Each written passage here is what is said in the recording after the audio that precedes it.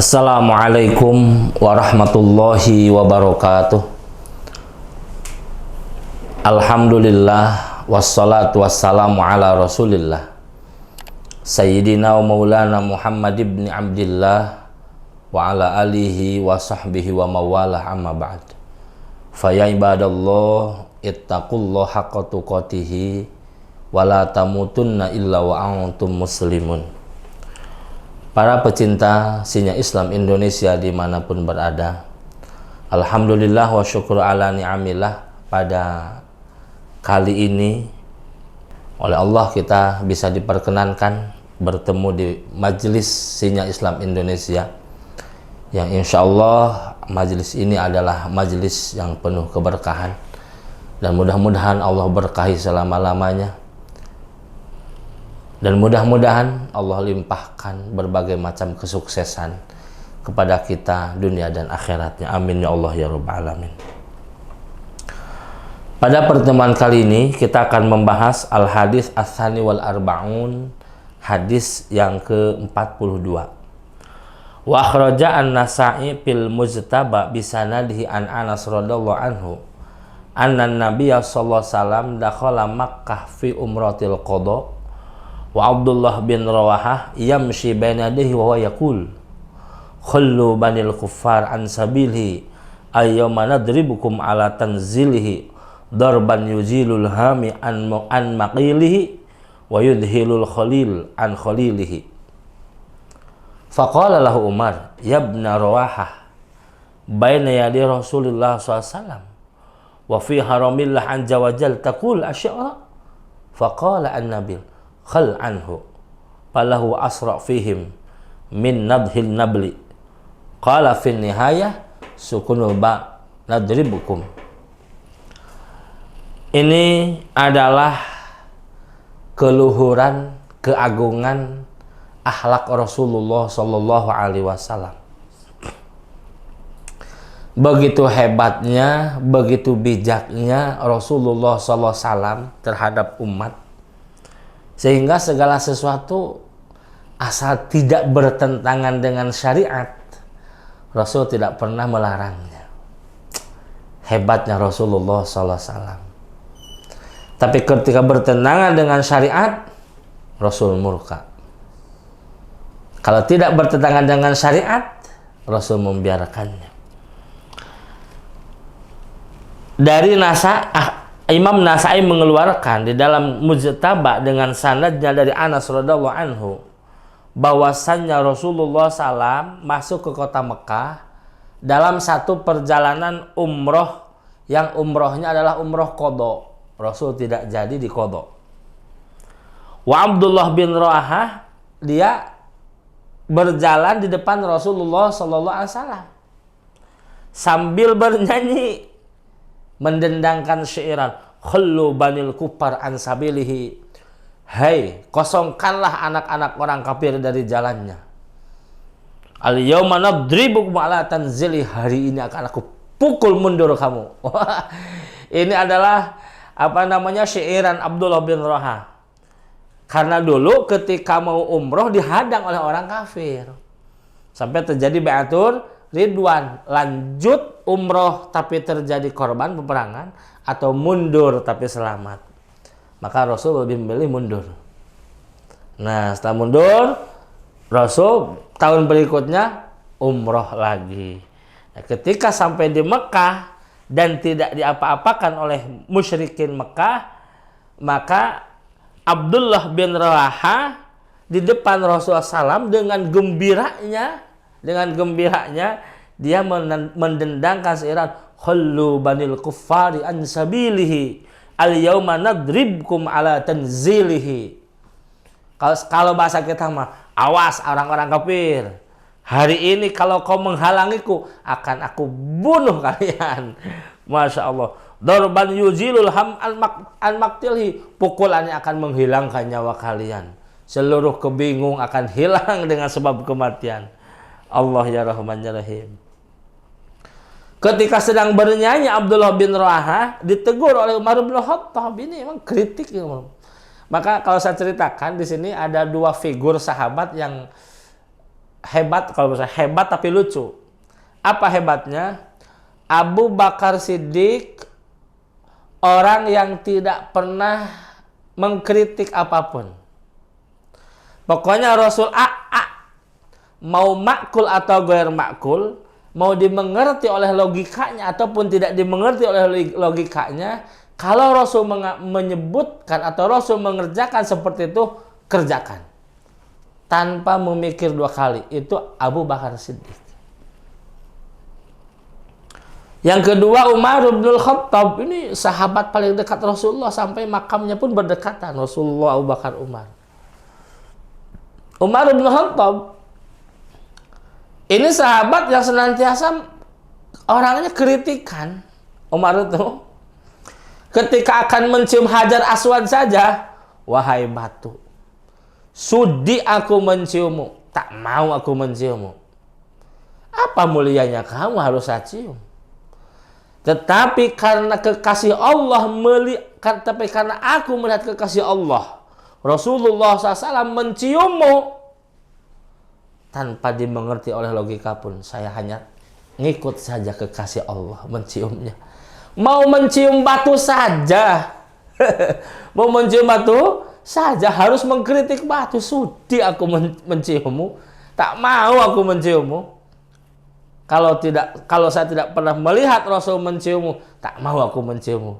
Ini siapa? Umar bin Khattab.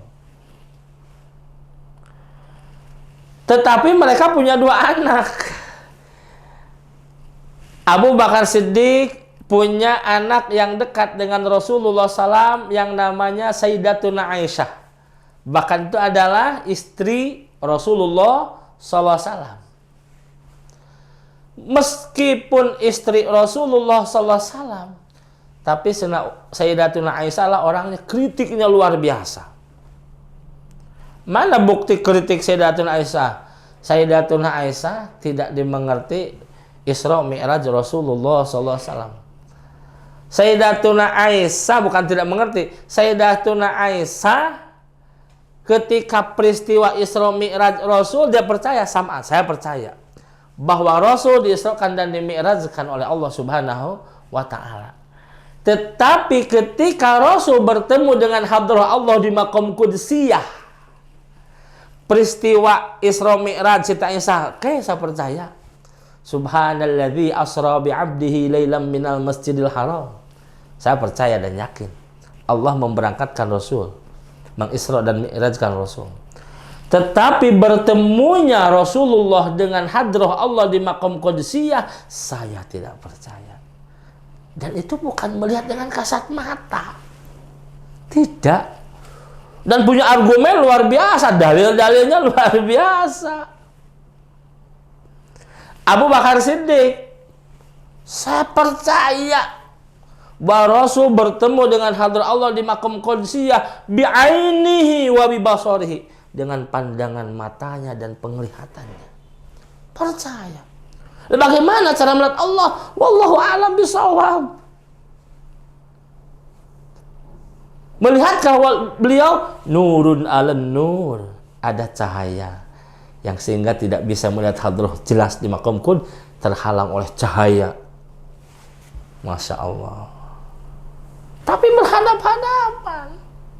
Bisa diwujud dipisihkan? Tidak bisa. Nanti kalau diwujudkan dipisihkan seperti itu jadi kafir mujassimah nanti. Tidak bisa. Yang jelas Abu Bakar Siddiq, Rasulullah bertemu dengan Allah dengan pandangan matanya. Bertemu. Melihat. Seperti melihat wallahu a'lam bishawab, nurun 'alan nur. Kalau Siti Aisyah tidak. Ini luar biasa. Hebat pemikiran, tajamnya pemikiran Siti Aisyah. Orang tuanya sam'an wa ta'atan. Pokoknya makul gair makul, logika atau tidak logika, masuk akal atau tidak masuk akal. Kalau itu dari Rasulullah saya kerjakan. Ini siapa? Abu Bakar Siddiq. Istrinya makul dulu. Siti Aisyah, Masya Allah, ya Allah ya Rahman. Umar bin Khattab harus dimengerti oleh akal. Kalau dimengerti oleh akal, oke. Tidak dimengerti oleh akal, tidak. Ini Umar bin Khattab. Tapi kalau Rasul yang mengerjakannya, dimengerti ataupun tidak dimengerti, Umar bin Khattab mengikutinya. Tapi tadi dengan kritikan, wahai batu. Masya Allah, ini salah satu sifat tadi. Umar bin Khattab punya anak namanya Abdullah bin Umar. Abdullah bin Umar ini beda karakternya dengan bapaknya. Pokoknya dia mengikuti gaya Rasulullah SAW totalitas. Ajib, Masya Allah. Senyum Rasul ditiru oleh Abdullah bin Umar. Batuknya Rasul pun ditiru oleh Abdullah bin Umar. Cara berpakaian Rasul ditiru oleh Abdullah bin Umar. Oh, Rasul senantiasa senang pakai baju ini. Dia mengikuti. Makanan yang disukai Rasul, itulah yang disukai oleh Abdullah bin Umar. Hatta bertentangan dengan kesukaannya. Rasul suka, tapi Abdullah bin Umar tidak suka. Karena melihat Rasul begitu lahap makan buah tersebut, Abdullah bin Umar memaksakan diri makan buah sampai dia suka. Kalau nggak salah labu, kalau nggak salah. Begitu Rasul makan labu begitu lahapnya, kata Abdullah bin Umar, labu, ya kan buah yang saya tidak suka. Tapi melihat Rasul makan buah labu begitu lahap, Abdullah bin Umar pun memaksakan makan buah labu sampai jadi buah kesukaannya. Ajib. Demi cinta kepada Rasulullah Sallallahu Alaihi Wasallam. Dua sahabat, orang tuanya tidak kritis, anaknya kritis. Padahal dua-duanya dekat dengan Rasulullah SAW. Orang tuanya kritis, anaknya tidak kritis. Padahal dua-duanya dekat dengan Rasulullah. Ini hebat luar biasa, Masya Allah. Nah, Umar bin Khattab ini menegur Abdullah bin Rawahah. Ya Ibn Rawahah, kata Muhammad. Hai Ibn Rawahah, baina yaday Rasulillah wa fi haramillah azza wa jalla taqulu syi'ra. Kamu di hadapan Rasulullah dan di tanah haram Allah Subhanahu wa taala itu Mekah Al-Mukarramah, kamu mendendangkan syairan. Jadi ini menegur, hai Ibn Rawahah, di hadapan Rasulullah, di depan Rasulullah, dan di tanah haram Mekah yang begitu mulia luar biasa, kau mendendangkan syairan. Faqala Nabi, khal anhu palau asrafihim min nadhil nabi. Khal, biarkan dia, jangan ditegur, biarkan. Kenapa? Saking bunga, saking bahagia. Sudah rindu pingin umrah, sudah rindu pingin haji, mau umrah malah dihadang oleh orang kufar. Bahkan kemungkinan besar Ibnu Umar adalah Mekah itu tempat kelahirannya dulu. Sudah rindu pingin ke tempat kelahiran, pingin tahu di mana rumah atau sanak saudara gimana, pingin tahu dan rindu dengan Baitullah. Begitu sampai ke tanah haram Mekah, tidak ada musyrikin jahiliyah yang mengganggunya, meluapkan kegembiraannya dengan mendendangkan syairin, mendendangkan syair, khullu banil kuffar an sabilihi. Masya Allah. Dan itu dibiarkan oleh Rasulullah Sallallahu Alaihi Wasallam. Maka kalau anak-anak di masjid sore menjelang maghrib dia memakai speaker, nadom-nadoman, jangan dimarahin, jangan dibentak, biarkan saja. Atau mungkin dia lagi ngapal apa namanya rukun-rukun sholat, ngapal tauhid wujud qidam baqo mukhalafatul hawadisi, ngapal tentang masalah sejarah ya dengan nadom-nadom. Kalau bahasa Sunda, Ari Kanjeng Nabi Ramana Raden Abdullah, itu syairan dulu. Atau bahasa Indonesianya ada sekarang. Itu jangan dimana, biarkan saja. Biarkan saja, Masya Allah. Oleh karena itu maka ini sifat yang agung Rasulullah Sallallahu Alaihi Wasallam. Rasul tidak gampang, jelas atuh. Kalau gitu berarti Rasul tidak gampang menjustifikasi bid'ah satu perkara selama tidak bertentangan dengan syariat. Jadi intinya selama tidak bertentangan dengan syariat dalam akidah, selama tidak bertentangan dengan syariat dalam fikih, jangan pernah menjustifikasi itu bid'ah. Kalau bertentangan dengan akidah, boleh katakan bid'ah. Bertentangan dengan syariat fikih yang tidak ada ulama mendukung dengan satu faham ulama mendukung, boleh katakan bid'ah. Tapi kalau masalah tidak bertentangan dengan akidah, tidak bertentangan dengan syariat fikih, jangan pernah menjustifikasi itu bid'ah. Al-hadis as-sali wal arba'un, hadis yang ke-43. Hadis Al-Mughirah inda Muslim fi salati Abdurrahman bin Auf bin Nas fi ghazwati Tabuk. Wa jaa Rasulullah sallallahu alaihi wasallam wa shalla khalfa Abdurrahman masbuqan bi rak'atin. Wa dzakara khaufun nas min dzalika wa qala Rasulullah sallam ba'da ma atamma rak'at asabtum. Yaghbituhum an sallu as-salata li waqtiha intaha. Min Mukhtasar Muslim lil Hafidh Al-Munziri. Allah ya Rahman ya Rahim. Masya Allah. Hebat Rasulullah sallallahu alaihi wasallam. Dari hadis Mughirah dari inda Muslim di dalam salat Abdurrahman bin Auf. Abdurrahman bin Auf salat jadi imam. Makmumnya para sahabat bin nasi. Jadi Abdurrahman bin Auf salat beserta para sahabat. Nah, Abdurrahman bin Auf jadi imam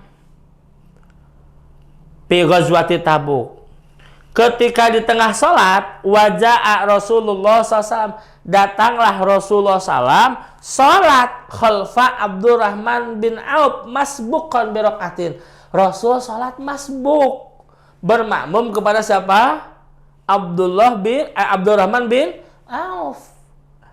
Masya Allah, Rasul datang bermakmum ke Abdurrahman bin Auf karena Rasul masbuk rakaat. Wa dzakara khaufun nas min dzalika. Orang-orang para sahabat ya, Masya Allah, ada Rasulullah ini. Aduh, gimana Abdurrahman bin Auf nih? Soal adab ini kayaknya nih. Beliau jadi imam, Rasul jadi makmum. Aduh, gimana ini? Wah, ada gimana ya? Ada ketakutan, kekhawatiran dalam diri para sahabat. Takut Abdurrahman bin Auf soal adab. Apa soal adab? Dia jadi imam tanpa diperintah oleh Rasulullah sallallahu alaihi wasallam. Dia jadi imam tanpa ada komando dari Rasulullah. Aduh, berwas gimana nih? Gitu, Masya Allah. Kemudian wa qaula Rasulullah sallam ba'dam atamma rakaat, setelah Rasul menyempurnakan rakaatnya kemudian beliau salam, maka Rasul mengatakan asabtum. Asabtum dalam riwayat ini ahsantum. Maksudnya apa? Yaghbituhum an sallu as-salat li waqtiha. Hendaknya kamu salat di awal waktu. Nah, di sini maka para ulama fikih dalam salat itu ada dua fadilah. Ada fadilah as-salat fi awalil waqti, salat di awal waktu. Ada fadilah salat bersama Imam Al-Fadil. Karena imam itu ada Al-Fadil, ada Al-Mafdul. Al-Fadil itu punya derajat tinggi. Mana imam punya derajat tinggi? Satu, hafalannya banyak, bacaannya bagus. Hafalannya banyak, bacaannya bagus. Kemudian ilmu syariatnya luas. Ilmu fikihnya hebat. Hafalan Qur'annya dia banyak. Bacaannya bagus, ilmu syariatnya dia luas. Akhlaknya bagus. Kemudian dia warok. Dia terjaga dari perkara haram, subhat. Nah, berarti kalau imam akhlaknya bagus, hafalannya banyak, kemudian bacaannya bagus, ilmu syariatnya luas, pribadinya warok, terjaga dari perkara haram dan subhat, maka disebut Imam Al-Fadil, punya kedudukan tinggi nih. Ada Al-Mafdul, mana Al-Mafdul? Berarti kualitasnya tidak sama dengan yang tadi Mafdul. Nah, salat dengan imam yang Al-Fadil, maka ini luar biasa pahalanya. Kenapa luar biasa? As-salat khalfa maghfurin ghufiralahu. Salat bersama imam yang imam itu betul-betul kualitas luar biasa, ahli ibadah, ahli ilmu, ahli taubat, maka si makmum ghufiralahu akan mendapatkan ampunan dari asbab bermakmum kepada imam yang hebat luar biasa. Nah, gimana bisa sholat dengan imam al-fadil tetapi akhir waktu? Bisa sholat di awal waktu tapi imamnya al-mafdul. Utama mana? Utama sholat di awal waktu meskipun imamnya mafdul, daripada sholat di akhir waktu meskipun imamnya fadil. Nah, inilah yang dipuji oleh Rasulullah Shallallahu Alaihi Wasallam terhadap Abdurrahman bin Auf. Rasul tidak bisa sholat awal waktu karena mungkin ada beberapa halangan, yang itu adalah disengaja oleh Allah supaya apa? Tabyinan linnas, memberikan pencerahan kepada manusia bahwa ada sholat masbuk. Rasul pun memberikan contoh seperti itu. Tabyinan linnas, sengaja oleh Allah SWT. Abdurrahman bin Auf, wah, nggak ada Rasul nih, kalau nunggu-nunggu bisa keburu waktu akhirnya Abdurrahman bin Auf sholat di awal waktu menjadi imam beserta para sahabat. Sahabi sholat, ketika tengah sholat Rasul datang bermakmum kepada Abdurrahman bin Auf. Beres Rasul menyempurnakan sholat, kata Rasul, asabtum ay ahsantum, benar kamu tepat. Maksud tepat apa? Lebih baik mengutamakan sholat awal waktu meskipun imamnya mafdul daripada saat akhir waktu imamnya fadil. Allah ya Rahman ya Rahim. Oleh karena itu maka ini adalah sifat-sifat Rasulullah Shallallahu Alaihi Wasallam yang luar biasa. Kadang di kita Masya Allah, di kita mah kadang ada. Kalau nunggu imam lama, udahlah sholat. Beres sholat datang imam bermasbuk, beres sholat imam malah si imamnya beres sholat si anak muda yang jadi imam tuh dimarahin oleh nggak ada adab. lu sholat nyerobot aja, Masya Allah ya Rahman ya Rahim. Ini di kita Masya Allah ya, banyak pada Rasulullah SAW tidak memberikan contoh seperti itu. Siapapun yang berhak jadi imam ketika awal waktu, jadilah imam. Karena sholat awal waktu, padilah menjaga awal waktu lebih utama daripada harus di akhir waktu meskipun imamnya fadil. Para pecinta sejarah Islam Indonesia, itulah yang dapat saya sampaikan. Dua buah bab, dua buah hadis yang mudah-mudahan itu jadi contoh buat kita dan kita bisa meneladaninya akhlak Rasulullah SAW yang luhur luar biasa. Dan mudah-mudahan ini jadi ilmu yang bermanfaat untuk kita sehingga kita menjadi hamba Allah yang punya nilai kualitas yang baik di sisi Allah Subhanahu wa taala. Amin ya Allah ya rabbal alamin. Billahi bisabil haq. Assalamualaikum warahmatullahi wabarakatuh.